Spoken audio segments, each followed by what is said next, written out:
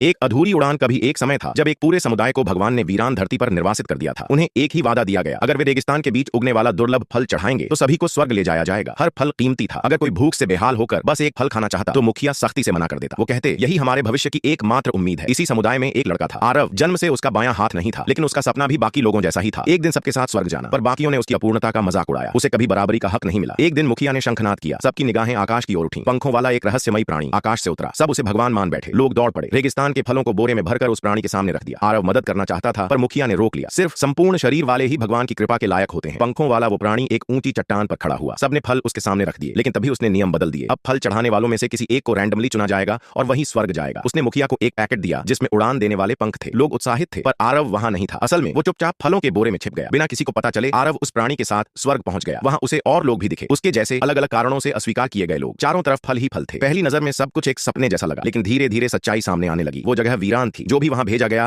वो जल्द ही किसी अदृश्य तीर से मारा जाता। आरव ने सब कुछ अपनी आंखों से देखा और डर से एक गुफा में छिप गया। वहीं असली चेहरा सामने आया। वो तथाकथित भगवान एक चालाक पक्षी मानव था। न तो कोई देवता, न ही उद्धार करता, बस एक शिकारी। वो लोगों को पंखों का लालच देकर यहाँ लाता और उन्हें मारकर उनका इस्तेमाल करता। गुफा में समुदाय के कई लोगों की लाशें पहले से मौजूद थीं। आरव का डर अब गुस्से में बदल चुका था। एक दोपहर जब वो सो रहा था, आरव ने चुपचाप उसका धनुष उठाया और बाहर निकल गया। उसे जब होश आया तो देखा उसका पैकेट एक खाई के किनारे रखा है। वो दौड़ा, लेकिन तभी उसने आरव को देखा, कुछ दूरी पर हाथ में तीर कमान लिए खड़ा। वो उस पर झपटा, लेकिन आरव ने बिना हिचकिचाए एक तीर चलाया और वो खाई में गिर गया। मुखिया और बाकी लोग जब पहुंचे तो वो भगवान मरा पड़ा था। तभी आकाश से पंख गिरने लगे। आरव उड़कर नीचे आया अपने बनाए पंखों के साथ। उसने सबको सच्चाई बताई और उस दिन के बाद उन्होंने खुद अपने पंख बनाए। अब किसी के धोखे की जरूरत नहीं रही। उन्होंने वीराना छोड़ दिया। आरव जो अधूरा था वो पूरे समुदाय की उम्मीद बन गया।